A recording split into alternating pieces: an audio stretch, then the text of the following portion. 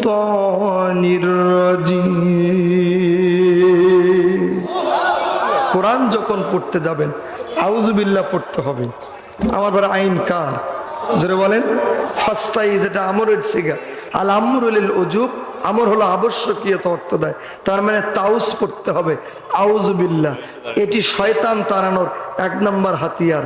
কথা বলেন ঠিক কিনা? আমরা কি শয়তানের সাথে সম্পর্ক গড়ব না ভাঙবো? কারা কারা ভাঙতে চায় দুহাত তুলে আরেকটা শয়তানের নাপাক গায়ে চপে টাকা করে লিল্লাহি তাকবীর।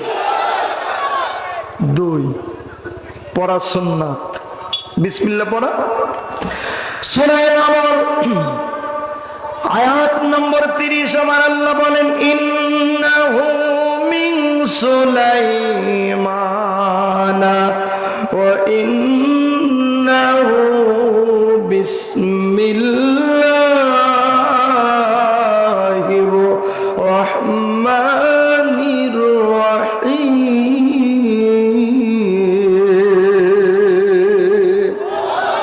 আর আস্তে করে আল্লাহু আকবার।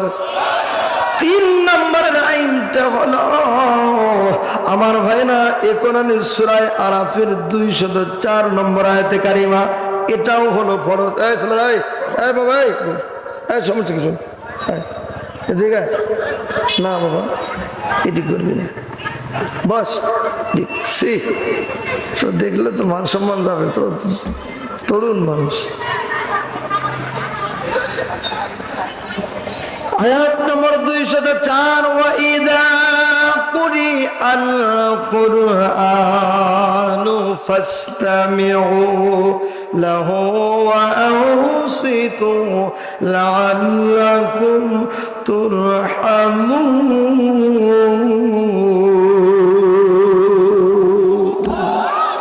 ওয়া ইযা কুরিআল কুরআনু, যখন কোরআন কারীমকে পাঠ করা হয় আমার ভাইরাম, তেলাওয়াত করা হয়, ফাসতামিউ লাহু, এটা বাবে থেকে আমরের সিগা। এ ভাইরা ফাসতামিউ লাহু ওয়ানসিতু, গভীর মনোযোগ দিয়ে হৃদয়ের কান দিয়ে কথাগুলো শুনতে হবে। কোনো কথা বলা যাবে না, এদিকে সেদিকে তাকানো যাবে না, হৃদয়ের কান দিয়ে কথাগুলো শুনতে হবে। আমার ভাইরা এই সত্যটা যদি মাথা পেতে মেনে নিতে পারো তবে আশা করা যায় আমার আল্লাহ বলেন লাআল্লাকুম তুরহামুন, তোমাদের উপরে রহমতে কামেলা নাজিল করা হবে। আর জনে জনে কান আল্লাহু আকবার। আল্লাহ রহম আমরা চাই কি চাই না? এ ভাইরা কোরআনে কারীমের 4 নম্বর আইনটা হলো শোনার। আমার ভাইরা এই কোরআনের 58 নম্বর সূরা, সূরাটির নাম হলো মুজাদালা। আয়াত নম্বর 11 আমার আল্লাহ সুস্পষ্ট করে জানিয়ে দিয়েছেন। আমার আল্লাহ বলেন ইয়া আইয়ুহাল্লাযীনা আমানু ইযা ক্বিলা লাকুম তাফাসসাহু ফিল মাজালিসি ফাফসাহু। ইয়া আইয়ুহাল্লাযীনা আমানু, ওহে ঈমানদারগণ, ওহে যারা ঈমানের দাবি রাখো, ভালো করে শুনে রেখো।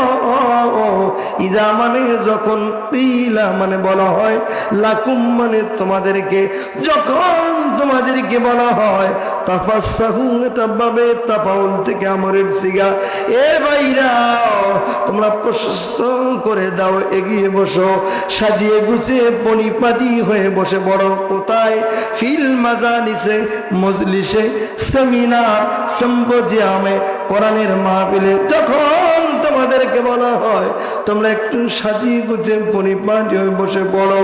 আল্লাহ ফাফসাউ দিয়েছেন, এটা বাবে এপাল থেকে আমলের সিগা। তার মানে হলো আমার ভাইরা যার সামনে যতটুকুন এই যে ফাঁকা জায়গা আছে, মা বন্দির বলছে মা গো, আপনারা যারা কোরআন শোনার জন্য এসেছেন গো মা, এক মা আরেক মাকে জায়গা করে দেবেন, এক বোন আরেক বোনকে জায়গা করে দেবেন।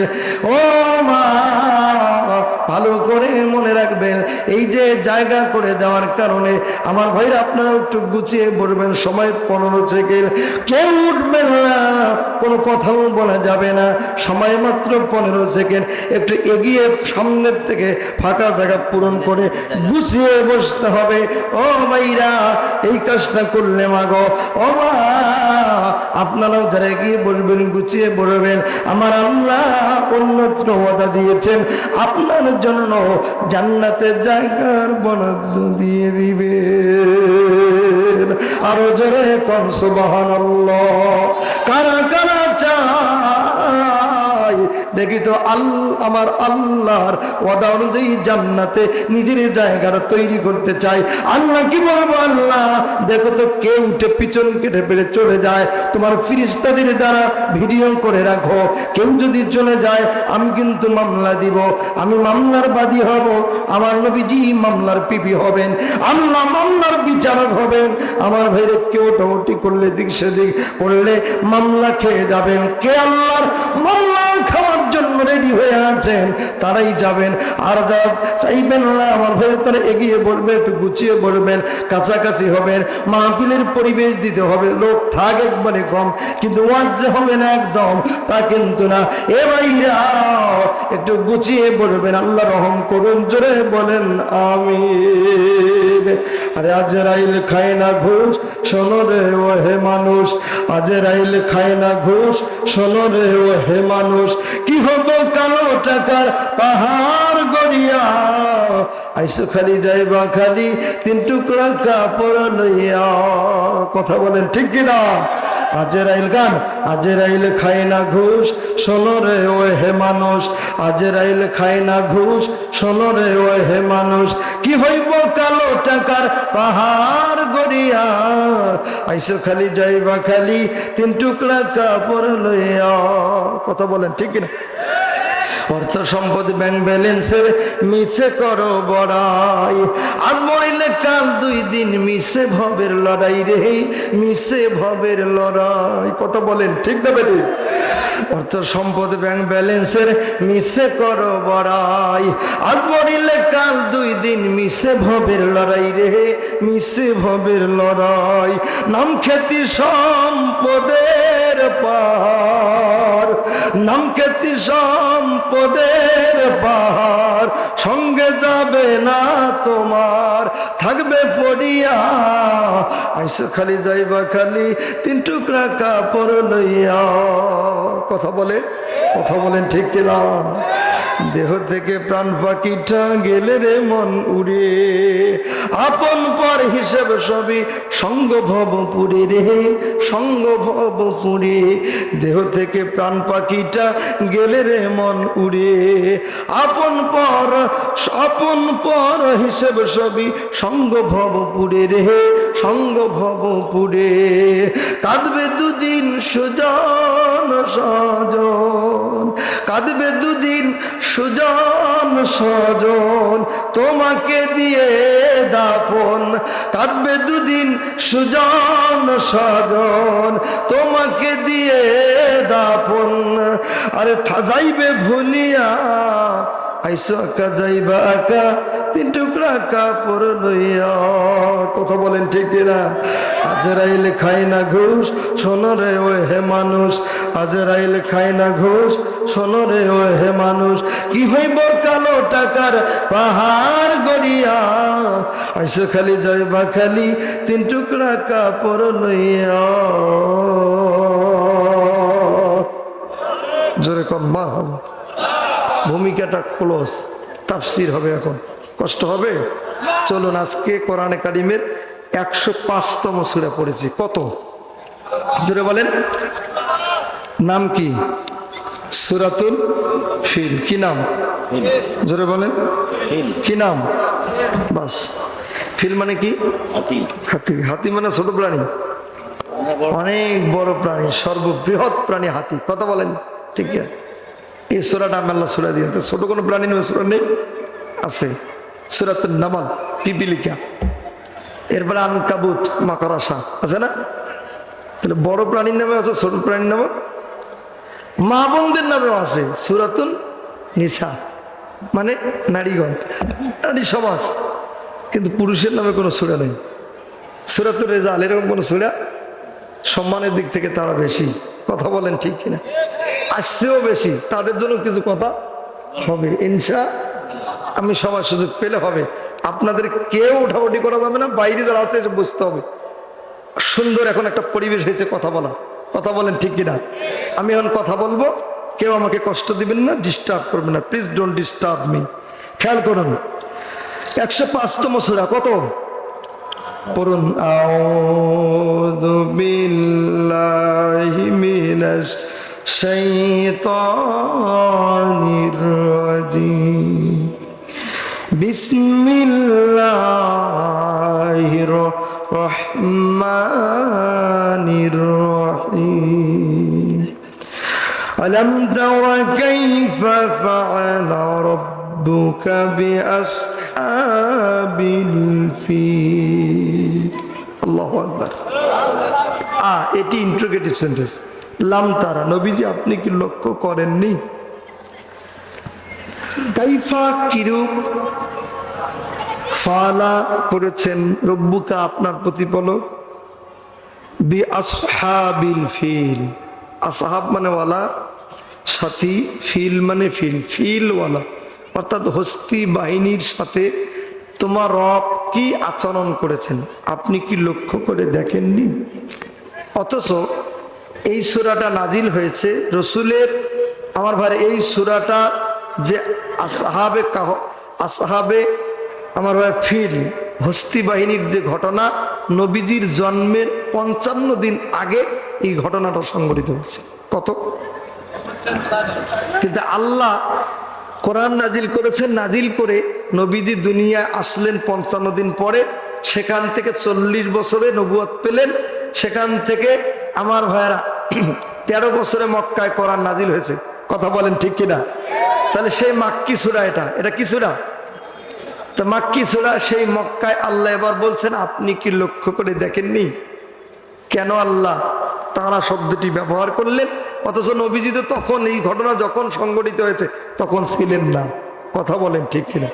একটা প্রশ্ন জাগে কিনা? জোরে বলেন। আল্লাহ কেন তারা বললেন? আল্লাহ তো অন্য কথা বলতে পারতেন, আপনি কি উনজুর বলতে পারতেন, তানজুর বলতে পারতেন। আল্লাহ তা না বলে তারা বলেছেন কেন? প্রশ্ন একটা আসে কিনা? সম্মানিত ভাইরা আমার, সময় হলে সেদিকে আস্তে আস্তে আমরা চলে যাব, তাফসীর আকারে কথা বলবো। আগে আমরা অনুবাদটা করে নিই। পরের আয়াত হলো আলাম ইয়াজাল কাইদাহুম ফি তাদনীর। সমস্ত ষড়যন্ত্রকে আল্লাহ তাআলা ব্যর্থতায় পর্যবসিত করে দেননি? হস্তিওয়ালা বাহিনী, বাদশা আবরাহার সমস্ত বাহিনীকে আল্লাহ ধ্বংস করে দিয়েছেন। কথা বলেন ঠিক কিনা? তাদের ষড়যন্ত্র ব্যর্থ হয়েছে কিনা? পরের আয়াত খেয়াল করুন, ওয়ারসালা আলাইহিম তায়রান আবাবিল। আল্লাহু আকবার। তিনি পাঠিয়েছেন তাদের উপরে ঝাঁকে ঝাঁকে পাখি। আবাবিল কোনো পাখির নাম না। আবাবিল শব্দটা স্বভাবতেই এটি জমা, বহু বচন, মানে ঝাঁকে ঝাঁকে। তয়র মানে পাখি। সম্মানিত ভাইরা আমার, আল্লাহ পাক বলছেন পরের আয়াতে, তারমিহিম বিহিজারাতিন মিন সিজ্জিল। আল্লাহ যে পাখি পাঠিয়েছিলেন সেই পাখির 2 ডানায় 2টা, মুখে একটা, 3টা কঙ্কর ছিল। একটা পাখির কয়টা কঙ্কর? 3টা। এটি ছিল পারমাণবিক অ্যাটম বোমা। এটা যেদিকে ঢোকে আমার ভাড়া অল্প করে ঢোকে, আর বের হয়ে যায় যেদিকে, ওটিকে পুরো একটা গর্ত করে বের হয়ে যায়। এই হলো আমার ভাইরা এই আয়াতের সেই বক্তব্য। তারমিহিম, আল্লাহ তাআলা নিক্ষেপ করেছে তার বিহিজারাতি মিন সিজ্জিল, পাকা কঙ্কর। আমার ভাইরা মাটির, এখানে অনেক তাফসীর আছে। মাটির ঢিলা বা কঙ্কর, যেটা পাখির মুখে ছিল, ক্ষুদ্র প্রকৃতির সেই কঙ্কর। আল্লাহ মেরেছেন। অথবা জালা তিনি করেছেন হুম তাদেরকে কাসফিম মাকুল, আল্লাহ যে তাদের উপরে কঙ্কর নিক্ষেপ করেছেন ওই হস্তি বাহিনীর উপর, যেন সেটা ভক্ষিত তৃণ সদৃশ। গরুকে আপনারা খাবার দিন, সারাটা রাত ধরে খড়কুটো যা খায়, খাওয়ার পরে পাকস্থলিতে গেলে ওটা কি হয়? ভুসি। আরবিতে এটাকে বলে মাকুল, ভক্ষিত, তৃণ সদৃশ ভক্ষিত যে ভুসি, এর মতো হয়ে গেল। এখন আসুন আমরা ঐতিহাসিক একটি ঘটনা, সেটি হলো 1 মিনিটে বলি। আমাদের কাবা ধ্বংস করতে এসেছিল বাদশা আবরাহা, কথা বলেন ঠিক কিনা? আল্লাহ তাআলা তার সেই ঘটনা এখানে বর্ণনা করেছেন। এই যে এই হস্তি বাহিনী ধ্বংসের ঘটনা, সেই জন্য ঐতিহাসিকরা আমার ভাইরা রসুলের জন্মের বছরকে বলেছেন আমুল ফিল। আম মানে বছর, ফিল মানে হস্তি, হস্তির বছর। তার মানে নবীজি যে 55 দিন এই ঘটনার পরে পৃথিবীতে আগমন করেছেন, সেই জন্য সেই জন্মের বছরকে বলা হয় ওই ঘটনার কারণে উল্লেখযোগ্য এই ঘটনা। আমার ভাই এই জন্য বলা হয় আমুল ফিলে রসুলের আগমন হয়েছে, কথা বলেন ঠিক কিনা? 570 খ্রিস্টাব্দে রসুল আগমন করেছেন আমুল ফিল। ইতিহাসে যা বলা হয়েছে হস্তির বছর, এ রসুলের জন্ম, কথা বলেন। সম্মানিত ভাইরা আমার, কোরআনে কারীমের সূরাগুলো 2 ভাগে ডিভাইডেড করা হয়েছে। আমার ভাইরা 2 ভাগে যে সূরাগুলো ডিভাইডেড করা হয়েছে, একগুলো হলো মাক্কি, অপরগুলো হলো মাদানী। নবীজির হিজরতের পূর্বে যে সূরাগুলো নাজিল হয়েছে এটা হলো মাক্কি, কথা বলেন ঠিক কিনা? আর আমরা জানি ভাইরা আমার, হিজরতের পরে যা নাজিল হয়েছে সেটাই মাদানী, এরকম জানি না। না না, মক্কায় যা নাজিল হয়েছে এটা মাক্কি, এটা আমরা বলে থাকি। নবীজির হিজরতের পরে হোক সেটা মক্কায় অথবা মদিনায়, আমার ভাইরা যে সূরাগুলোই নাজিল হয়েছে ওই সূরাগুলোই হলো মাদানী। সুবহানাল্লাহ বলেন। এ ভাইরা, তাহলে এই সূরাটা নাজিল হয়েছে মক্কায়। টোটাল 22 বছর 5 মাস 14 দিন ধরে কোরআন নাজিল হয়েছে। 13টা বছর নবীজি মক্কায় থাকলেন। কখন এই সূরাটা নাজিল হলো? নির্যাতনের স্টিম রোলার আমার ভাইরা যখন চলতে থাকলো, আবু জাহল, আবু লাহাব, উতবা সাহেব, ওয়ালিদ বিন মুগিরা, তারা একের পর এক ষড়যন্ত্র করে আমার নবীর উপরে আমার ভাইরা ষড়যন্ত্রের যাতা বলে পিষ্ট করে নবীজিকে এক পর্যায়ে বাধ্য করলো হিজরত করতে। আমার ভাইরা নবীজি মদিনায় হিজরত করে চলে গেলেন। মদিনায় যাওয়ার পরে এ ভাইরা 1 2 জন আমার ভাইরা আমার নবীর সঙ্গে 117 জন মানুষ হলো হিজরত করে। আমার ভাইরা 153 জন মানুষ হিজরত করে মদিনায় চলে গেছে। মদিনার ইহুদি, খ্রিস্টান, মুশরিক, মাজুসি সব মিলে মদিনার জনগণ হলো 1117 জন। জোরে বলেন তো কতজন? 1117 জন হিজরত করেছেন নবীজির সঙ্গে। সাহাবীরা কতজন? 153 জন। কতজন? এর ভিতরে 142 জন আমার পুরুষ, আর হলো বাকিগুলো সাহাবিয়া মহিলা, 3 জন শিশু সাহাবী। আমার আরো মজার ব্যাপার হলো, হিজরত করে মদিনায় গেলেন, তাহলে যারা গেলেন এদের থেকে অন্যান্য জাতির ধর্মের লোকের সংখ্যা বেশি না কম? যারা বলেন তো বেশি না কম? কিন্তু মক্কায় যখন মানব মণ্ডলীকে আল্লাহ রাব্বুল আলামিনের ডাকবার প্রয়োজন হলো, তখন তিনি ডাক দিলেন, ইয়া আইয়ুহান নাস, ওহে মানুষ সকল। আমার বলা খুব খেয়াল করে শুনুন, ওহে মানুষ সকল। মদিনায় যখন নবীজি চলে গেলেন, ইহুদি খ্রিস্টানদের সংখ্যা বেশি, তারপরও আল্লাহ ডাকছেন কি? ইয়া আইয়ুহাল্লাযীনা আমানু, ওহে ঈমানদারগণ।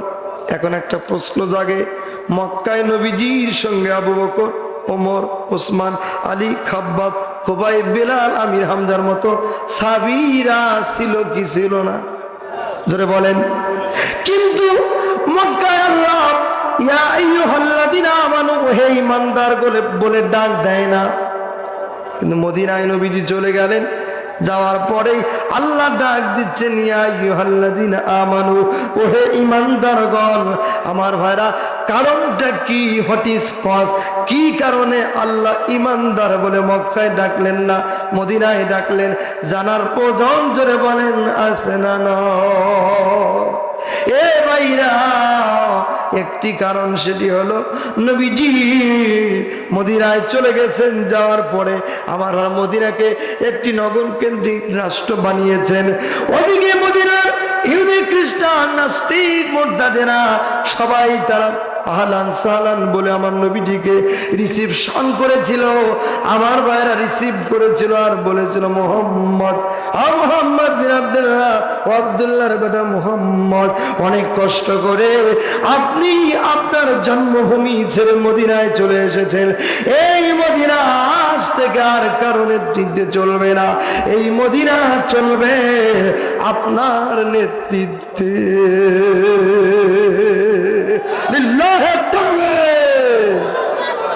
বসেন, আল্লাহ কবুল করুন, হাত জোরে বলেন আমিন। ভাইরা আমার, তাহলে মদিনা নগর কেন্দ্রিক একটি রাষ্ট্র হলো, সব মানুষেরা একসাথে হয়ে নেতৃত্বে মুহাম্মদ সাল্লাল্লাহু আলাইহি ওয়াসাল্লাম। মোহতারামকে বসতে দিন। জি, এ ভাইরা খুব খেয়াল করে কথাগুলো শুনবেন। ভাইরা আমার, কেন কেন মক্কায় ইয়া আইয়ুহাল্লাযীনা আমানু, ও হে ঈমানদারগণ, এই কথা বললেন না? কারণটা কি জানার দরকার আছে না নাই? তাহলে বোঝা গেল ভাইরা আমার, নবীজি মদিনায় গেলেন, ঈমানদার বলে ডাকলেন। তারপরে পার্থক্য হলো, নবীজি 13টা বছর মক্কায় ছিলেন, তখন আল্লাহ ঈমানদার বলে ডাক দেয় নাই। কারণটা হলো, ওই মক্কার চাবিকাঠি ছিল আবু জাহলের হাতে। কথা বলে, কথা কি আমরা আলোচনা শুনতেছেন নাকি? কথা বুঝতেছেন? মক্কা চালায় কে? যারা বলে মক্কা চালায় কে? আমার ভাইরা, মক্কা চালাচ্ছিল আবু জাহল, মদিনা চালাচ্ছে আমার নবীজি। কথা বলেন ঠিক কিনা? আরো জোরে বলতে হবে, কথা ঠিক কিনা? এ ভাইরা, আবু জাহিল্লার মাথা নষ্ট হয়ে গেছে। মোহাম্মদকে এভাবে যদি চলতে দেওয়া হয়, তাহলে এমন একটা সময় আসবে আমাদের কোনো নেতৃত্ব কর্তৃত্ব থাকবে না। সেই জন্য একটা ষড়যন্ত্র করলো। এখানে একটা ষড়যন্ত্রের কথা আছে পরের আয়াত, দ্বিতীয় আয়াতে। আমার ভাইরা, একই ষড়যন্ত্র। খেয়াল করুন ভাইরা আমার, ষড়যন্ত্রটা কত বেশি। সূরা আনফাল আয়াত নম্বর 30 আমার আল্লাহ বলেন, ওয়াইদ ইয়ামকুরু বিকাল্লাযীনা কাফারু লিয়ুসবিতুকা আও ইয়াকতুলুকা আও ইউখরিজুকা ওয়া ইয়ামকুরুনা ওয়া ইয়ামকুরুল্লাহ ওয়াল্লাহু খায়রুল মাকিরিন।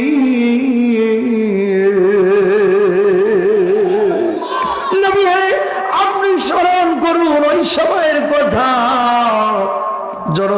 যখন দারুন নদওয়া পার্লামেন্টে আমার দেশে যেখানে আইন হয়, ওটার নাম হলো আমার ভাইরা সংসদ ভবন। কথা বলেন ঠিক কিনা? আমার ভাইরা, ভারতে যেখানে আইন হয় বিধানসভা বলেন আর মন্ত্রিসভা বলেন। আমার ভাই আমেরিকায় যেখানে আইন হয় ওটার নাম হলো হোয়াইট হাউস। কথা বলেন ঠিক না বে ঠিক? আজ থেকে প্রায় 1450 বছর আগে যেখানে আবু জাহিল্লারা আইন প্রণয়ন করেছে, ওটার নাম হলো দারুন নদওয়ার পার্লামেন্ট। কি নাম বললাম? ওই দারুন নদওয়ার পার্লামেন্টের প্রাইম মিনিস্টার হলো আবু জাহল, আর ধর্মমন্ত্রীর নাম হলো আবু লাহাব, অর্থমন্ত্রীর নাম হলো উমাইয়া বিন খালদ, স্বরাষ্ট্রমন্ত্রীর নাম হলো আবু সুফিয়ান। তাই করছে 49 সদস্য মন্ত্রী পরিষদ। ওই সময় 14 দল ছিল, 14 14টা গোত্র ছিল, 14টা গোত্রের 49 জন মন্ত্রী ছিল। তারা আইন করছিল মোহাম্মদকে বন্দী করবে নাকি হত্যা করবে, নাকি দেশ থেকে নাগরিকত্ব ক্যান্সেল করে বের করে দেবে। আমার ভাইরা এই আইন নিয়ে তারা কথা বলছিল। একজন বুড়ো মানুষ, আমার ভাইরা মাথায় কোনো চুল নাই, ছাদে মাল নাই, কথা বলেন ঠিক কিনা? আমার ভাইরা নাকি সমাজের বুদ্ধিজীবী, আসলে না, এরা বুদ্ধিজীবী না, এরা বুদ্ধিজীবী না, বের পরজীবী। জোরে বলেন কথা ঠিক কিনা? আইন করছিল আবু জাহালকে, বলা আবু জাহাল তুমি এভাবে চিন্তা করলে হবে না, যেন তেন করে মোহাম্মদকে একটা মামলা লাগায়া দাও। আমার ভাইরা মামলা দেওয়া হলো, নবীজিকে বন্দী করা হলো। আবু জাহিল আইন করলো 3 বছরের 3টা। আমার ভাইরা আজকের সূরার শানে নজুল আমি বলবো, অন্যদিকে যাওয়ার সুযোগ হবে না। দ্রুত শানে নজুলটা বলেই আজকের আলোচনা হয়তো শেষ হয়ে যাবে। এ ভাইরা নবীজি সহ একজন নয়, 2 জন নয়, 42 জন আমার ভাইরা সাহাবীদের সহ মোট 8 জন মহিলা সাহাবিয়া, 3 জন শিশু সাহাবীকে বন্দী করা হলো শিহাবে আবি তালিবের কেন্দ্রীয় কারাগারে। আমার ভাইরা নবীজিকে বন্দী করা হলো। ইতিহাস যারা পড়েছেন তারা জানেন ইতিহাস, এই ঘটনাটা শিহাবে আবি তালিবের কেন্দ্রীয় কারাগারে আমার নবীজিকে 3 বছর 3 মাস 5 দিন জেলখানায় আটকে রাখা হয়েছিল। জোরে বলেন কথা ঠিক কিনা? ভাইরা আমার, একের পর এক ষড়যন্ত্র করে আমার দেশের আমার ভাইয়েরা, আমার জাতীয় ভাইদেরকেও বন্দী করে জেল জুলুম নির্যাতনার ফাঁসির কাস্টে ঝুলিয়ে পর্যন্ত আমার ভাইরা জুলুমবাজরা ষড়যন্ত্র করে গিয়েছে। যারা বলেন কথা ঠিক না বেঠে?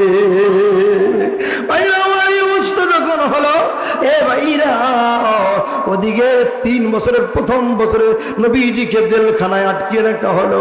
আমার ইতিহাসে যা এসেছে, এ ভাইরা ওই যে সাহাবীরা নবীজিকে দেখার জন্য আমার ভাইরা যারাই যেত কিছু হাদিয়া তো বানিয়ে যেত। চামড়াগুলো শুকনো চামড়া তাদের কাছে ছিল, হাদিয়া তো বা খেয়ে তারা বেঁচে থাকতেন জেলখানার ভিতরে। আমার ভাইরা এক পর্যায়ে দেখা গেল প্রথম বছর আবু জাহল আইন করলো যারাই দেখার জন্য আসবে আর মোহাম্মদকে দেখে নিরাপদে ফিরে যেতে পারবে না, আমার ভাইরা তাদেরকে অ্যারেস্ট করে বন্দি করে জেলখানায় ঢোকাতে হবে। দ্বিতীয় বছরে আইন হয়ে গেল মোহাম্মদকে এভাবে আর রেখে দেওয়া যায় না, মোহাম্মদের মুড়ি ছুরি বেড়েই যাচ্ছে। আমার ভাইরা ওরা ষড়যন্ত্র করলো যে তাদের এভাবে আর আসতে দেওয়া যাবে না, মোহাম্মদের খানা পিনা বন্ধ করে দিতে হবে। তৃতীয় বছরে আইন হলো নবীজিকে ধুকে ধুকে আমৃত্যু কারাদণ্ড দিয়ে মারবে। এই 3টা আইন আমার ভাইরা আবু জাহল করে ফেললো। এ সোনার ভাইরা, এই আইন যখন হয়ে গেল, প্রথম বছর হয়ে গেল, আমার ভাইরা যারাই দেখার জন্য আসে তাদেরকে অ্যারেস্ট করে বন্দি করে জেলখানায় ঢোকানো হয়। গোটা দুনিয়ায় আমার দৃশ্য দেখেছেন আমার ভাইরা, মানুষেরা জামিনে মুক্তি পায়, আবার তাদেরকে জেল গেট থেকে বন্দি করে জেলখানায় ঢোকানো হয়েছে কি হয় না? এটা নতুন কোন আইন তাদের ছিল না। আমার ভাইরা আবু জাহলের দেওয়া সুন্নাত তারা বাস্তবায়ন করেছে। এ ভাইরা ওখানে সেজে না, আমার ভাইরা ফেরাউনের যে 40 বছরের নীতি তারা সেটা গ্রহণ করেছিল। ভাইরা আমার, ফেরাউন টিকতে পারে নাই। আমার আল্লাহ বলেন যারা জুলুম করে এরাও টিকতে পারবে না। আমরা মনে করেছিলাম আল্লাহর সাহায্য বুঝে আসবে না, কিন্তু ভাইরা আমার আল্লাহ পাক বলছেন না না, তোমাদের আজকে বিজয় আমি আল্লাহ দিব। সূরা ইব্রাহিম আয়াত নম্বর 42 আমার আল্লাহ বলেন ওয়ালা তাহসাবান্নাল্লাহ গাফিলান আম্মা ইয়ামালুজ জালিমুন। তোমরা এই ধারণা করো না যে আল্লাহ গাফিল হয়ে গেছে। আম্মা যাই আমানু করে জালিমুন, যারা জালিম ওরা যা করে আমি আল্লাহ আমার কুদরতি হাতে নখদর্পণে তা আমি দেখে রাখি। সুবহানাল্লাহ বলে এটা কেন? ইন্নামা কেন আমি ছেড়ে দিয়েছি? শুধুমাত্র লিয়াখিরহুম, তাদেরকে ছেড়ে দিয়েছি এই কারণে, লিয়াউমিন, সেই দিনের জন্য। তার মানে লিয়াউমিনের ব্যাখ্যা, আধুনিক ব্যাখ্যা হলো গত 5 তারিখ আমার ভাইরা, ওই দিনের জন্য তাশখাসু ফীহিল আবসার, যেদিন তাদের চোখ ম্লান হয়ে যাবে। ওদের চক্ষু ম্লান হয়ে গেছে, কোনো কথা বলতে পারছে না, আমার শুধু ফেলফেলাইয়া তাকাইয়া থাকতে হয়েছে। জোরে বলেন, চিন্তার কোনো প্রয়োজন নাই, আপনি চিন্তা করবেন না, আমি আল্লাহ আপনার দায়িত্ব নিয়েছি। এ ভাইরা, ওদিকে আবু জাহল 2য় বছরে যখন খানা পিনা বন্ধ করে দিয়েছে, আমার ভাইরা সারাটা দিন ধরে কোনো খাবার পানিও নাই, সব বন্ধ করে দিয়েছে ভাইরা। এদিকে এমন অবস্থা হয়ে গেছে, জীবন প্রশ্নগত। পরন্ত বিকেলে ওই যে চামড়াগুলো রেখে এসেছিল, আমারও হাতিয়ে দিয়েছিল, ওরা বিকেল বেলা সাবিরা ওই চামড়াগুলো বিছায়া রাখতো। সারাটা রাত ধরে শিশির ভেজা ফোটা ফোটা পানি পড়ে পড়ে চামড়াগুলো পুরো হয়ে যেত, নরম হয়ে যেত। সেই চামড়াগুলো খেয়ে খেয়ে আমার নবীজি জীবন বাঁচিয়েছে। আল্লাহু আকবার। ও বেরিয়েছে আমার ভাইরা, ছোট্ট শিশু সাবিরা ডাক দিয়ে বলে, মাগো কই গেলা রে মা, একটু এদিকে আসো না, একটু দুধ দাও না রে মা। এ ভাইরা, দীর্ঘদিন খানা পিনা না খাওয়ার কারণে, পানি না থাকার কারণে আমার ভাইরা মহিলা সাবিয়াদের বুকের স্তনের দুধ শুকে গেছে। ওদিকে ছোট শিশু সাবিরা পানির অভাবে, দুধের অভাবে আমার ভাইরা তারা শাহাদাতের নজরানা পান করে আল্লাহর জান্নাতের মেহমান হয়ে গেছে। এ যুবকেরা,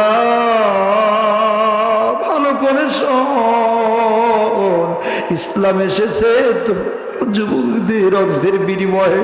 ভালো করে শোন, 5 তারিখে ওরা ছোট শিশু আমার ভাইরা নাবালেগ বেগুনা মাসুম বাচ্চাদের দুনিয়া থেকে বিদায় করে দিয়েছে। জোরে বলেন কথা ঠিক না বেঠে?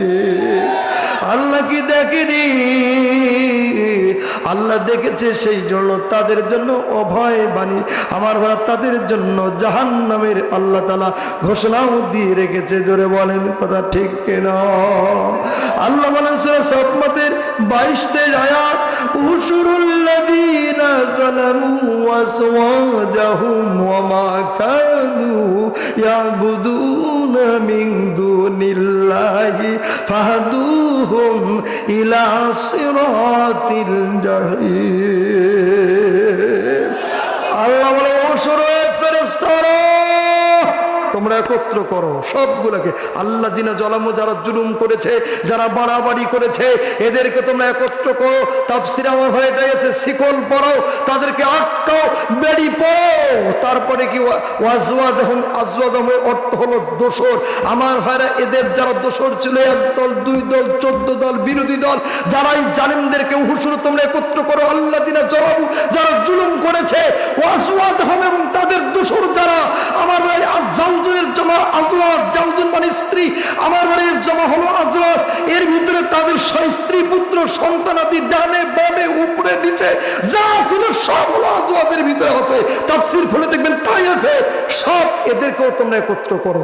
ওমা কানু ইয়াবুদুনা মিন দুনিল্লাহ, আল্লাহকে বাদ দিয়ে যারা দাসত্ব করত, তারা এই দেশের সব আমার ভাইরা কৃষ্টি কালচার, সভ্যতা, সংস্কৃতি আর শিক্ষানীতি যত নীতি নৈতিকতা থেকে বিসর্জন দিয়ে বানরের শিক্ষানীতি আর হলো আমার ভাইরা সেই শরীর থেকে শরীফার গল্প আর ঘটনা পরবর্তী মহান ষড়যন্ত্র হয়েছে। সব হলো কানু ইয়াবুদুনা মিন দুনিল্লাহ। এর ভিতরে আছে তিরশ্রীকে একখানে করো।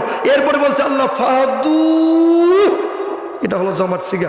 কথা আমার না আল্লাহর, জোরে বলেন আমার। এটা জমার সিগা, ফাদু, তোমরা পিটাও। হুম মানে তাদেরকে পিটাও।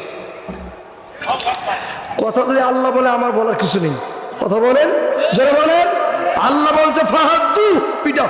কুর্সি চেনেন কি? এটার ভালো বাংলা আপনাদের বুঝাই। আপনারা কি কুর্সি চেনেন? কুর্সি ওই যে বাবারা যারা আছেন বাবার বয়সে, আমি দেখেছি বাবার সাথে আমার 34 মাসে ইটা ভাঙার জন্য আমার ঘরে বাঁশের একটা কুর্সি এরকম দিয়ে একটা দিলে একটা ভাঙ্গি একটা গুছু একটা চুড়া গুড়া, কথা বলেন ঠিক কিনা? আমার ঘরে ঠিক আল্লাহ বলবে ফেরেশতারা দেখতো ফেরেশতারা বলে আল্লাহ এরা তো তারা কবরে আসছে যারা এরা জালিম বা জুলুম করেছে, যারা কুর্সি নিয়ে খাড়া একেবারে। এটা কি বাঁশের কুর্সি? না, জাহান্নামের কুর্সি, আগুনের কুর্সি, লোহার কুর্সি, কোমরে মার হাড্ডি হুড্ডি গুড়া করে সারা সবগুলো ওঠে। আমার এইটার মানে হচ্ছে এদেরকে ধরতে হবে, হ্যান্ডকাপ পরাইতে হবে, এদেরকে রিমান্ডে নিতে হবে। ফেরেশতারা কবরে রিমান্ডে নেবে, কথা বলেন ঠিক কিনা? নিয়ে এরপরে বলছে কি ওখানে রিমান্ড দিয়ে শেষ না, এরপরে ওদের শাস্তি হলো ফাদুহুম পিটায়া ইলা সিরাতুল জাহিম, এদেরকে জাহান্নামে নিয়ে যাও। কথা কি আমার বুঝতেছেন? সূরা সাফফাত আয়াত 22-23 পড়ে দেখবেন কালকে তাফসীর। বাস আর বলবো না, এখন আমার মূল জায়গা যে আস্তে আস্তে করে বলবো, কষ্ট হবে। সম্মানিত ভাইরা আমার, নবীজি কি বললেন যে খানা পিনা বন্ধ করে দাও, কোনো খানা দেয়া যাবে না। কত মানুষকে আমৃত্যু কারাদণ্ড দিয়ে ওখানে সেরে না আমার ভাইরা ওরা আয়না ঘর পর্যন্ত নিয়ে গেছে। এ ভাইরা, পচা খাবার, বাসি খাবার, নোংরা খাবার, যত অপরিষ্কার সব দিয়েছে। এদের এই চরিত্রটা সূরা ইব্রাহিমের 13 থেকে 18 নম্বর আয়াতে আছে। একটা কথা মানে বলছি না, দেখেন আপনাদের অতিথি আছেন সূরা ইব্রাহিম, আমার ভাইরা 13 থেকে 18 নম্বর আয়াত ওদের এই চরিত্র তুলে ধরা হয়েছে। এদের শাস্তি কি হবে, এদের ব্যবস্থা কি হবে, এরা কি কি কাজ করেছিল সেটা তাফসীর পড়ে দেখবেন। ওই বিষয় আজকে না বলা সম্ভব হবে না, আমার বিষয় নাহলে শেষ হয়ে যাবে। আমার টাইমও বেঁধে দেওয়া আছে, এই টাইমের ভিতরে একটা দায়িত্ব আছে। সব মিলিয়ে আমার যে টাইম, আমার ভাইরা যে দায়িত্ব শেষ করতে চাই, আপনাদের কষ্ট হচ্ছে না তো ভয়? চলাবনা বন্ধ করে দিব। কারা কারা আছেন একটু দুহাত তুলে আল্লাহকে দেখুন, লিল্লাহি তবে। সম্মানিত ভাইরা, আল্লাহ রাব্বুল আলামিন এখানে বলছেন, আল্লাহ পাক বলছেন ওদের উন্নয়নের কথা তুলে ধরেছেন, ওদের শাস্তির কথা তুলে ধরেছেন, ওদের 17 বছরের অ্যাক্টিভিটি যা আছে সব আল্লাহ তুলে ধরেছেন। এ ভাইরা, সেটাও আপনারা পড়ে নেবেন বাড়িতে গিয়ে। ভাইরা আমার, খুব খেয়াল করে শুনুন, আল্লাহ রাব্বুল আলামিন এখানে বলেছেন আমার ভাইরা তাদের মাসালুল্লাযীনা কাফারু বিরাব্বিহিম আমালুহুম কানামাদিন ইস্তাদ্দাত বিহি রিহুম ফি ইয়াউমিন আসিব। এটা হলো 18 নম্বর আয়াত। আমার ভাইরা তাদের উন্নয়নের ব্যাপারে বলেছেন, তাদের উন্নয়নটা হলো একটা ছাইয়ের পালার মতো। ওই ছাইয়ের পালাটা যখন বাতাস এসে যায়, হঠাৎ করে একটা বাতাস আসলে ওই বাতাস এসে ছাইয়ের পালাটা যেমন উড়ে নিয়ে চলে যায়, 5 তারিখে তাদের উন্নয়নের মহাসড়কে সব উন্নয়ন মনে হয় আমার ভাই ছাইয়ের পালার মতো।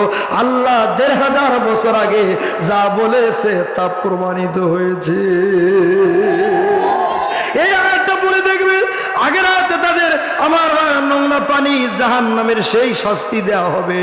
সব কথা এখানে আল্লাহ পাক বলে দিয়েছেন। যেহেতু বিষয় ওটা নয়, আমরা যাবো না ওদিকে, এদিকে চলে আসে আল্লাহ রাব্বুল আলামিন কি বলছেন আমার ভাইরা। এই সমসাময়িক ব্যাপারে আল্লাহ পাক কোরআনে যা তুলে ধরেছেন সেই অনুযায়ী আমাদের কাজ করতে হবে। বন্ধুরা আমার, নবীজি জেলখানায় বন্দী, ওদিকে মহিলা সাহাবীরা ডাক দিয়ে বলে, ইয়া রাসূলুল্লাহ, ইয়া হাবিবাল্লাহ, ওগো নবীজি, আমাদের উপরে আল্লাহর সাহায্য আসবে কিনা? সাহাবীরা ব্যতিব্যস্ত হয়ে পড়েছে। আমার ভাইরা, ছোট্ট 3 জন শিশু সাহাবী দুধ পান না করার কারণে তারা শহীদ হয়ে গেছে। এ ভাইরা, এই অবস্থা যখন হয়ে গেল, নবীজি বলেন তোমরা একটু সবর করো, ধৈর্য ধরো, আল্লাহর সাহায্য তোমাদের উপরে আসবে। ভাইরা আমার, এই অবস্থা যখন হলো, ওদিকে আমার ভাইরা নবীজিকে উদ্ধারের জন্য আবু জাহলের দলের একমাত্র উপদেষ্টা নাম হলো আমর ইবনে হিশাম। বুড়ো মানুষ আমার ভাইরা, এবার সে নিজেই রাতের বেলা ঘুমের ঘরে উঠে ডাক দিয়ে বলে, বিবি রে, এ বিবি, আমার দেশে সবচাইতে ভালো মানুষ হলো এ বিবি মোহাম্মদ বিন আব্দুল্লাহ, আব্দুল্লাহর বেটা মোহাম্মদ, যাকে আমরা আমিন, সদিকুল আমিন, বিশ্বস্ত বন্ধু বলে জানলাম। এত ভালো মানুষ আর হয় না। আবু জাহল তাকে বন্দি করে অ্যারেস্ট করে জেলখানায় মেরে ফেলার ষড়যন্ত্র করেছে। ভাইরা আমার, এই যখন বলেছে, বুড়ি মানুষ বলে বুড়োকে, বুড়ো তোমার একা শটবন করলে কোনো কাজ হবে না। এবার বুড়ো বলে, বিবি বলো তো কি করা যায়। এবার বুড়ো মানুষ আসতে করে, এবার বুড়ি পরামর্শ দিচ্ছে, তুমি যাও গিয়ে দেখো আর কাউকে তোমার মতো পাওয়া যায় নাকি। সুবহানাল্লাহ বলে। আমার ভাইয়েরা, বুড়ো মানুষ 85 বছর বয়সের বুড়ো, ইতিহাসে যা এসেছে সিরাত ইবনে হিশাম খুলে দেখবেন, এই সূরা ফিলের তাফসীর পড়ে আমার ভাইরা সেখানে এসেছে 57 থেকে 83 পৃষ্ঠা পড়বেন। আমার ভাইরা ডাটিতে ভর করে আস্তে করে গিয়া শীর্ষ সন্ত্রাসী আবু জাহলের দলের আমার ভাইয়ের নাম হলো জহির ইবনে আবি উমাইয়া। বুড়ো মানুষ দরজায় নক করে বলছে, বাবা জহির, তুমি কি বাসায় আছো? এবার জহির আমার ভাইরা দরজা খুলে দিয়ে দেখে সর্বনাশ, কেউ না, তার দলে একমাত্র উপদেষ্টা বুড়ো মানুষ আমর ইবনে হিশাম। চাচা, ঘটনাটা কি? ও চাচা, জীবনে কিছু ঘটে গেছে। আপনি এসেছেন এই গভীর রজনীতে, আপনি বুড়ো মানুষ আমার বাড়িতে, আসেন বসেন, নাস্তা বানিয়ে দিলেন, খাইলেন, আর বললেন চাচা কি হয়েছে বলেন। বলছে, বাবা তুমি তো জানো মোহাম্মদের থেকে ভালো মানুষ এই মক্কার কেউ নেই রে বাবা। আবু জাহল আইন করেছে, এ বাবা মাইরা পালার ষড়যন্ত্র করেছে, এইটা কি মেনে নেওয়া যায়? বলে, চাচা যে দুঃখে আপনি দুঃখিত, ওই দুঃখে আমি জহির ব্যতীত। আল্লাহু আকবার বলেন। আমার ভাইরা, কোরআনে কারিমের কোন আয়াতের দুটো একই শব্দ, একই সিগা, একই মাসদারের যদি পাশাপাশি আসে, প্রথম শব্দটা যেই অর্থ হবে, পরের শব্দটা সেটা প্রতিহত অর্থে ব্যবহার হবে। ওয়ামাকারু, এটা জমার সিগা, তারা ষড়যন্ত্র করলো আমার নবীকে হত্যা করার, মেরে ফেলার। ওয়ামাকারু ওয়ামাকারুল্লাহ, আমার আল্লাহ তাদের ষড়যন্ত্রকে ব্যর্থতায় পর্যবসিত করে দিয়েছেন। বলেন কথা ঠিক কিনা? আপনি মনে রাখবেন, আপনাদের বোঝাতে চাই এভাবে, আমার ভাই, আপনার ঘরের কোন একটা মাকড়সা সারাটা দিন ধরে অক্লান্ত পরিশ্রম করে একটা জাল বোনালো, সেই জাল ছিন্ন করতে আপনার হাতের শাহাদাত আঙ্গুলি দিয়ে টান দিবেন, সময় লাগবে 0.1 মাইক্রোসেকেন্ড। আমার ভাইরা, জালিমদের পাঠানো সেই জাল ছিন্ন করতে 0.1 মাইক্রোসেকেন্ডের প্রয়োজন হয় না। 0.9 মাইক্রোসেকেন্ডেই তাদের জাল ছিন্ন ভিন্ন হয়ে গেছে। 5 তারিখে প্রমাণিত। কথা বলেন ঠিক কিনা? কথা কি বাস্তব না অবাস্তব? আমার এই পৃথিবীর সবচাইতে বড় স্বৈরাচারী জালিম ফেরাউনকে আল্লাহ বিদায় করেছে পানি দিয়ে। সবচাইতে বড় স্বৈরাচারী জালিম বিদ্রোহী আল্লাহদ্রোহী আমার ভাইরা, সেই নমরুদকে আল্লাহ বিদায় করেছে মশার কামড়ে। যখন মশাটা নাকি ঢুকেছে, আমার ভাইরা বিবিকে বলছে, মাথা টিপো না। আমার ভাইরা, একটা মানুষ টিপতে টিপতে তো খুব মানে কি বৃত্ত হয়ে যাচ্ছে, যতই টিপে ততই মজা লাগবে। যাও আমার সিকিউরিটি গার্ডদের নিয়ে আসো, ওদের টিপতে বলো। টিপতেছে আমার ভাইরা, ও মাকারুল্লাহ বুঝাচ্ছে, আল্লাহ যে শ্রেষ্ঠ কৌশলী। আমার ভাইরা টিপতেছে, বলছে বেটারা তোদেরকে বেতন ভাতা দেয় না। ওদিকে হলো জ্যোতির্বিদ্যা বলেছে আপনার ট্রিটমেন্ট হলো মাথার, এইভাবে হবে না, সবচাইতে ভালো যে ট্যাবলেটের নাম হলো জুতামাইসিন। কথা বলেন ঠিক কিনা? তো ওই জুতার দরবারের দামি সব জুতা দিয়ে মারতেছে, নরম জুতা যতই মারে ততই মজা লাগে। এক পর্যায়ে বলছে, এগুলো দিয়ে হবে না, শক্ত জুতা নিয়ে আয়। ওই যে কাঁঠাল, আম গাছ, কাঁঠাল গাছ, আজ থেকে চেহারা জানবে না, আমার বাবাজিরা জানবেন, খড়ম নিয়ে একটা টাকুনি বসায় তো, ওটাকে কি বলে? পিটিয়া। যতই পিঠে অতই ভালো লাগে, মারতে থাকো। ওরা তো মানুষ দুই দিক থেকে মারামারি এত করে দিয়েছে, মাথা ফেটে গেছে। ল্যাংড়া মশাই এবার দৌড়ে শেয়ার করছে, তোর মাথা ফাটুক, আল্লাহ আমার নিরাপদে বাঁচায় দিয়েছে। শ্রেষ্ঠ কৌশলী জোরে বলেন তো কে? আল্লাহ এই সূরায় বলেছেন আলামিয়া জাল কায়দাহুম ফি তাদলিল, আমি কি তাদের সকল ষড়যন্ত্র ব্যর্থতায় পর্যবসিত করে দেই নাই? জোরে বলেন দেন কি দেন নাই? আবারও যদি নতুন করে কোনো ষড়যন্ত্র হয়, সেই ষড়যন্ত্র রুখে দেওয়ার দায়িত্ব কর্তব্য আমাদের সকলেরই এখন আছে না নাই? যদি না করে তো কাপুরুষ আমার ঘরে। এই 3 ইঞ্চি মাটি আপনার জন্মভূমি, আপনার আমার জীবনের চেয়ে খাঁটি। এই জন্মভূমিকে রক্ষা করবার জন্য পুরো ভারত কাউকে মারি না আমরা। স্বাধীন সার্বভৌম বাংলাদেশ রক্ষার জন্য যদি জীবন দিতে হয়, লক্ষ্য ছাত্রে ঘুমান্ত বিবেককে জাগিয়ে তুলে ময়দানে আবার রক্ত দেওয়ার জন্য প্রস্তুত কারা কারা তোয়া তুলে আর প্রথম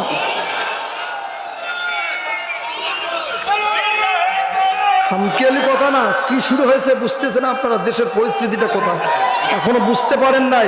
পরিস্থিতি কোথায়? কি করে আমার ভাইয়েরা একটি স্বাধীন সার্বভৌম রাষ্ট্রের আমার ভাইয়েরা হাই কমিশনে কিভাবে হামলা হতে পারে? অসম্ভব, হতে পারে না এটি কখনো। এটি স্বাধীন বাংলাদেশ, এটি হলো আমার ভাই লেডি ফ্রাউনের বাংলাদেশ না, এটি 17 কোটি আমার তৌহিদি জনতা মুসলমানদের এই বাংলাদেশ। কথা বলেন ঠিক কিনা? যে চোখ লাগাবে তার চোখ উপড়িয়ে ফেলা হবে, যে হাত যে পা দিয়ে পা খসে আমার বড় যুদ্ধ লাগাবার ষড়যন্ত্র তার হাত পা ভেঙে দেওয়া হবে। যে হাত আমাদের দিকে বাড়াবে 17 কোটি জনগণ মুসলিম তার হাত ভেঙে দেবে। নবীজির ব্যাপারে ষড়যন্ত্র হয়েছে, কথা বলেন ঠিক কিনা? এই কথা আমাদের বলতেই হবে, নাহলে আল্লাহ ধরবে কিয়ামতের মাঠে। জোরে বলেন কথা ঠিক কিনা? আমি সেদিকে মূল জায়গায় চলে যাচ্ছি। আমার নবীজি ওইদিকে আমর ইবনে হিশাম বলছে যে বেটা তোমার মতামত কি? বলছে চাচা যে দুঃখে আপনি দুঃখিত ওই দুঃখে আমিও ব্যথিত। বলছে বাবা তাহলে কি? বলছে চাচা আমার মা তো মরে যাচ্ছে, গতকাল রাতে আমি যখন দরবারে ফিরে এসেছি, আমি চালাবো না বন্ধ করে দিব? আমার ঘরে একটু খেয়াল করেন। বলছে চাচা পাশের রুমে আমার মা ঘুমাচ্ছে, মা দ্বন্দ্ব হয়ে গেছে। আমার মা আমাকে বলেছে বাবা রে এ বাচ্চা শোন, তুই তো আবু জাহলের দলের সবচেয়ে শীর্ষ সন্ত্রাসী ক্যাসিনো সম্রাট। কথা বলেন ঠিক কিনা? ক্যাসিনো সম্রাট ছিল না আমার ভাইয়া? ওর নাম শুনলে মক্কায় মানুষেরা 7 গ্লাস পানি খায়। এই হলো জহির, যার নাম শীর্ষ সন্ত্রাসী। বলছে বাবা শুনেছি আবু জাহলের সবচেয়ে বড় শীর্ষ সন্ত্রাসী তুই। এ বাবা শোন, আমি তো মরে যাচ্ছি, আর 2-4-5 দিন বাঁচবো বলে মনে হয় না। বাবা শোন, আমি তোরে বলি আজকে 2টা ওসিয়ত করি রে বাবা। 1 নম্বর হলো আবু জাহলের দলটা ছেড়ে দিবি। এটা যদি করতে না পারো তাহলে আমি তো মরে যাব। আমার শিহরের পাশে আসবি না, আমাকে মা বলে ডাকবি না, আমার ঠোঁটে গালে চুমু দিবি না। আমি তোর মা, কাল কিয়ামতের কঠিন বিপর্যস্ত ময়দানে তুই শীর্ষ সন্ত্রাসী জহিরের মা হইয়া আমি আল্লাহর দরবারে আসামির কাঠগড়ায় দাঁড় হতে পারবো না। এ ভাইরা, জহির বলে চাচা গো আমার মা তো মরে যাচ্ছে। আর বলছে বাবা শোন, তুই তো ছোট্ট ছিলি। এ বাবা শোন, তুই তখন একেবারেই ছোট্ট ছিলি হাতুর ঘরে। 3-4 দিন তোর বয়স হয়েছিল, মোহাম্মদকে আমার বাসায় নিয়ে এসেছিল। মোহাম্মদও ছোট ছিল, তোর খালা আমার বাসায় নিয়ে এসেছিল। মোহাম্মদকে 3টা দিন আমি দুধ পান করিয়েছি রে বাবা। আমার মনে হয় তুই পারবি মোহাম্মদকে জেল থেকে বের করতে। এ বাবা শোন, মোহাম্মদকে যদি বের করে আনতে পারো তাহলে আমার কাছে যদি আনতে পারো, আমি তোর মা, আমার চোখে যদি মোহাম্মদ একটু তার কলেমাটা পরে ফু দেয় রে বাপ, আল্লাহর নামের কসম করে বলি আমার আল্লাহ আমার চোখের জ্যোতি ফিরাইয়া দিবে।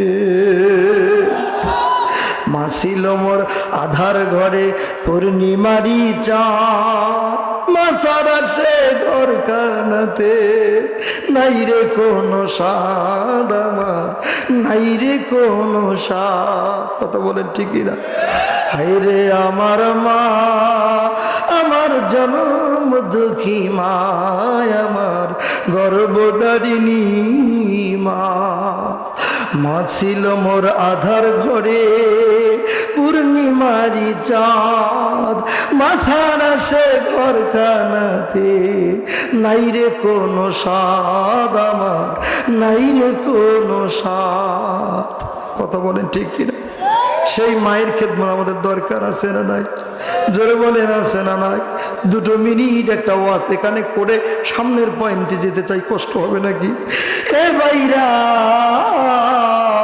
জনম দুঃখিনী মা যখন তোমাকে গর্ভে ধারণ করেছে, ভাইরা আমার 4500 বার আমরা লাথি মেরেছি মায়ের পেটের ভিতরে। এর ভিতরে সবচাইতে প্রচন্ড লাথি হলো 4টা। জোরে বলেন তো কয়টা? 4টা লাথি কখন মেরেছি? মা নরমাল ডেলিভারির একটা চিত্র 2 মিনিটে তুলে ধরতে যাই, সেটি হলো আমার ভাইরা, মা যখন আতুর ঘরে যাবে, আমার ভাইরা ওই সময় চাবিটা স্বামীর হাতে তুলে দিয়ে বলে, প্রাণীর প্রিয়তম স্বামী গো, আমি তো আতুর ঘরে যাচ্ছি, না জানি আমি মরে যাবো বাঁচবো না। বান্ধবী ফোন দিয়ে বলে, বান্ধবী আমাকে মাফ করে দিও, আমি তো ডেলিভারি রুমে যাচ্ছি। মা কি বলে, বোন কি বলে, শাশুড়িকে বলে, আমার ভাইরা স্বামীকে বিদায় নিয়ে শ্বশুরের কাছে পায়ে সালাম করে আতুর ঘরে যায়। ভাইরা 2 মিনিট গভীর মনোযোগ দিয়ে আলোচনাটা শুনবি, মা বোনরা যারা এসেছেন তারাও শুনবেন।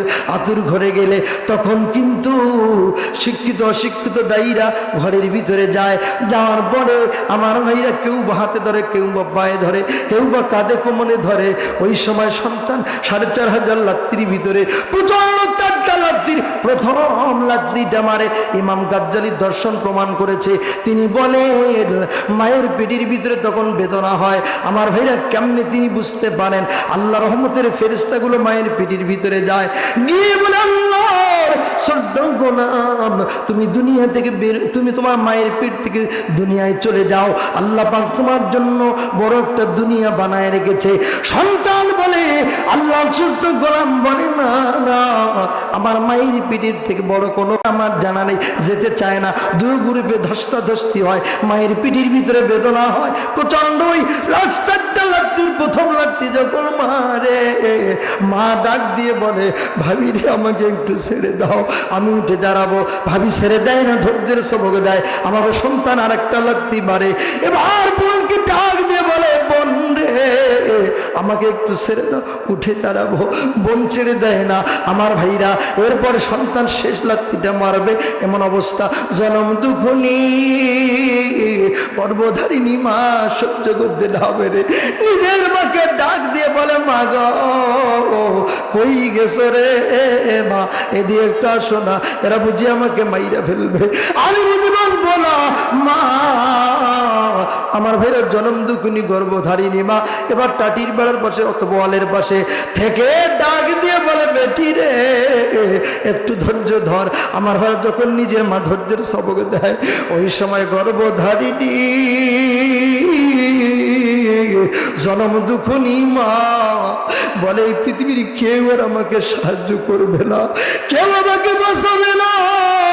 ডাক দিয়ে বলে, আল্লাহ বাঁচাও, আল্লাহ বাঁচাও। এ ভাইরা ওই সময় কলিজা ছিঁড়া লাত্তিটা তুমি তোমার মায়ের পিঠির ভিতরে মেরেছ। এরপরে মায়ের কলিজা ছিঁড়া লাত্তিটা মানার সাথে মায়ের দাবি দেশটা ছিন্ন ভিন্ন হয়ে মায়ের এবার হলো মা জনম দুঃখিনী কাঁদতে থাকলো। আমার ভাইরা মায়ের শরীর থেকে রক্ত পড়লো। বিজ্ঞান বলেছে সেই সময় 3.5 পাউন্ড রক্ত মায়ের শরীর থেকে পড়ে। ভাসতে ভাসতে দুনিয়ায় তুমি চলে আসলে। এ ভাইরা জনম দুঃখিনী মা এবার অজ্ঞান হয়ে পড়ে রইল। তুমি দুনিয়া আসলা। এবার বিজ্ঞান বলে যে আমরা ইথারের মাধ্যমে ধরে নিলাম, অন্য একটা আওয়াজ দিলা, এই শব্দটার সাথে সাথে মনে হয় মায়ের কর্ণকুহরের ভিতর দিয়ে ঢুকে কলিজায়, ফাটা কলিজাটা বন্ধ হয়ে গেল। কত মা আছে হয়তো এবার জ্ঞান ফিরে আসে। আমার ভাইরা, কত মা ওই জায়গায় অতুর ঘরে দুনিয়া ছেড়ে বিদায় হয়ে গেছে। এ যুবক, নবীজি বলেন মা জিহাদের ময়দানের মতো রক্তাক্ত হয়ে গেল। এ ভাইরা, এই পৃথিবীর মুখখানা দেখাতে গিয়া কত মা আতুর ঘরে চলে গেছে। এ যুবক, আমি তোমাদের কাছে আজকে দেখতে চাই, কার মা নাই, কার বাবা নাই, একটু দুহাত আল্লাহকে দেখো। কে আছো, কার মা নাই, একটু দুহাত আল্লাহকে দেখাই। ভাইরা, ওই মা বাবার কথা কি বলবো, হাত সোজা করে দেখাতে হবে। আগে বলি আল্লাহ, এই মানুষগুলোর মা নাই, এই মানুষগুলোর বাবা নাই। ও মালিক, যাদের তো মা নাই, যাদের বাবা নাই, তাদের তো ঈদের দিনে ঈদ হয় না। আমার ভাইরা, যারা এসেছে মাকে হারিয়েছেন, চক্ষুগুলো বন্ধ করবেন। বাবাকে হারিয়েছে, চক্ষুগুলো বন্ধ করবেন। ওই মা বাবার কথাগুলো মনে করে আল্লাহকে বলে, আল্লাহ আমাদের জীবনটার জন্য কি লাখ কষ্ট করেছে, মাথার ঘাম পায়ে ফেলেছে, অক্লান্ত পরিশ্রম করে জায়গা জমি বাড়ি গাড়ি সব করে দিয়া ওই কবরে চলে গেল। কে আছো, ওই মায়ের কথা মনে করে, বাবার কথা মনে করে 5,000 টাকা দিবা, 1,000 করে 2,000 টাকা দিবা। এ আমার মন বলছে মাহফিল আল্লাহর দরবারে